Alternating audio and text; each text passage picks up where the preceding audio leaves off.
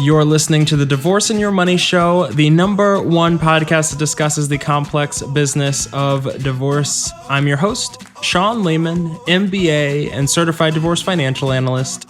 You can visit us at divorceandyourmoney.com. One of the listeners brought up an interesting point, an interesting question about tactics.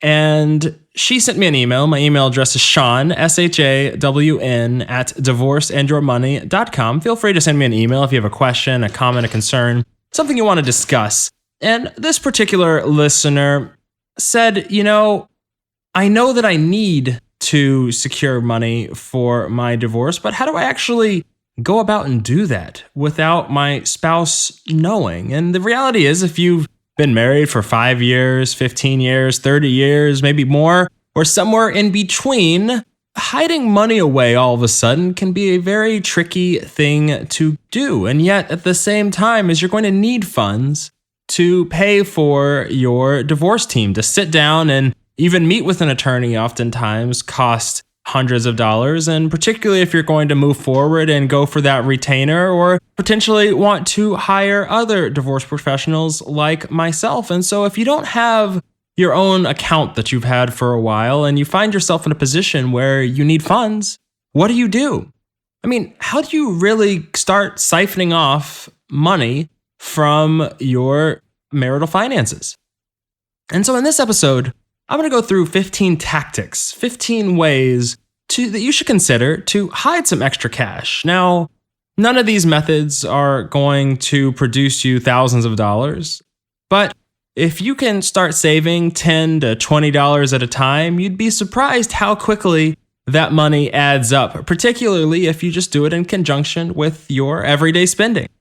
And, you do have the option, of course, and I've talked about this on the show plenty of times before, is to take half the money from your joint account. And I do recommend at some point that you probably consider doing that. But before then, if you're not ready to tip off your hat and say, hey, I'm getting divorced, we're getting divorced, I've taken all half the money, you want to go sit and consult with your attorney or your team and without your spouse knowing.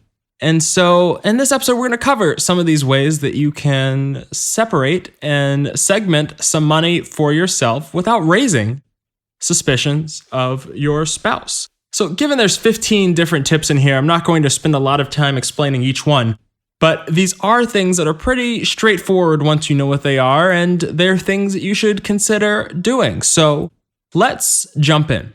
Number 1. Put small amounts of money on gift cards while doing routine shopping, and then as gift card balances add up, sell them for cash, maybe to your friends or to family members who could use the funds. Number 2, when you go shopping, purchase 2 items and sell the second one for cash. Number 3, and you might notice that a lot of these, particularly at the beginning, have to do with shopping. Now, number 3 is when you shop with a friend, or if you're out with a friend, purchase the money using your credit or debit card and have them pay you back with cash. And then what do you do with all this cash? I know I'm only into number 3 of 15, but you should have your own separate bank account or your own hiding place where you can start putting these $10 or $20 or $40, whatever the amount is, but start putting these away in a place that only you have access to. Now, number 4. Take your friend to lunch and put the entire tab on your credit card, and then your friend pays you back in cash. Number 5 is when you return an item that is purchased with a debit card, get cash back instead of putting the funds back into your account. Number 6, get too much of an item intentionally, and then return the extras for cash. So if that's something that you normally buy, maybe buy a few too many and then take a few of them back and keep the cash for yourself. Number 7 is sell items that you or your spouse may not miss around the house. Might be old clothes, like there's a website called ThreadUp, or eBay, or simple things that you might find like household goods that you could sell on Craigslist or maybe at a garage sale, something to that effect. Someone else's garage sale, obviously not your own in this case. Number 8 is opt for cash back at the grocery store. as I said, is, maybe you get an extra $10 or $20, but that adds up, particularly when you are thinking about daily trips or regular trips. That money, even 10 or 20 bucks at a time, adds up. Number 9 is use cash back apps like Ibotta and Checkout 51 when you go shopping. Now, the money that you earn will add up using these rebate apps, and you can deposit it into your own PayPal account or a special bank account. Number 10 is take on extra work if your spouse won't notice it. One great way, one site I recommend is a platform called Upwork, where you can do lots of different tasks from editing to writing to any number of things depending upon your skill set. And you can check out Upwork or freelancing site, or Fiverr is another good site. And you can have the money that you earn from those sites deposited into a bank account of your own. Number 11 is offer childcare support and help for a friend on their date night. You can say you're doing this type of work as a favor, any type of work you do for a friend, but of course you're actually getting paid for it and you can keep that cash somewhere safe. Number 12 this is an important one and can be a big one. And this is also one that I tell you to watch out for your spouse doing, because I see this one all the time. But arrange to have any bonuses, commissions, pay increases, things like that from a job direct deposited into a separate bank account.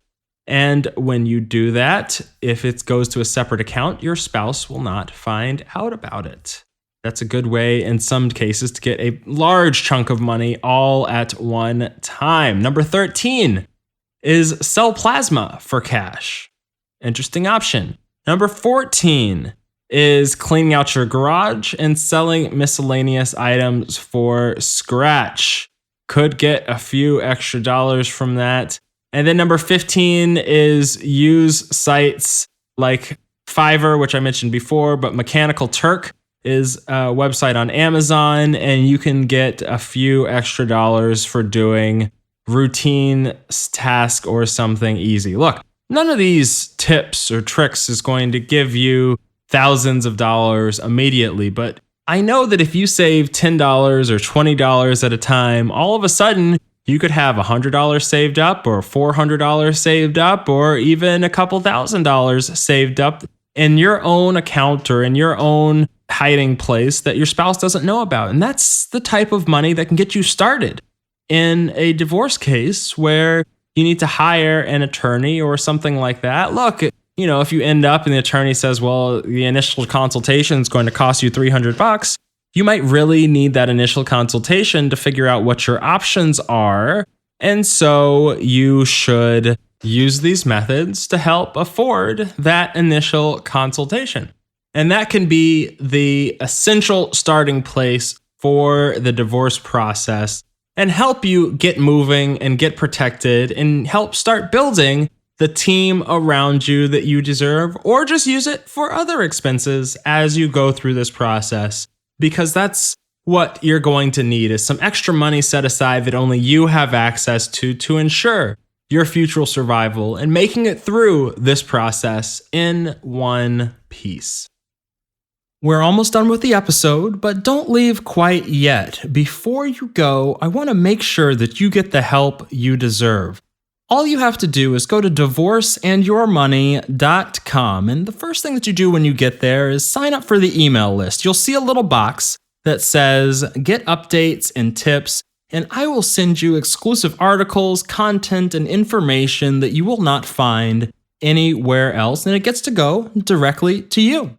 The second thing that you do is consider getting one-on-one financial coaching. Look, divorce attorneys are good, but attorneys are not financial experts, and they can make many financial mistakes. I mean, even in the last episode, did they explain these details to you? Did they even bring them up, consider them? And I understand, because finances are really, really complicated. That's why there's over 100 episodes explaining different financial concepts, and sometimes you get to the point where the general information in the podcast, while helpful, you have the question is, how does it apply to me? How does it apply to my situation, my life and my divorce. And the only way to find out is to go for the one-on-one coaching sessions where I get to help you across the United States, whether you're in California, Texas, Ohio, Illinois, Florida, New York, everywhere in between. We work by phone, email, and in person. All you have to do is click on the coaching tab and fill out a few short questions, and we'll set up an introductory call to see if I can help you. The sooner you get started, the better. Even if you're still preparing financial information or waiting on your spouse to prepare financial information, we can help with that. Or if you're in the middle of negotiating and trying to decide what's right for you. But here's the deal, is once you've signed on the dotted line, the mistakes today are pretty much permanent. And I don't want you to make costly mistakes during divorce. So be sure to consider the coaching, and the sooner you get started, the better off you will be. Finally, on divorceandyourmoney.com, there's just a ton of great resources on there. You can subscribe to the podcast, and if you have iTunes, leave a review, which helps other people discover this free information. I'm your host, Sean Lehman, MBA and Certified Divorce Financial Analyst. Thank you for listening.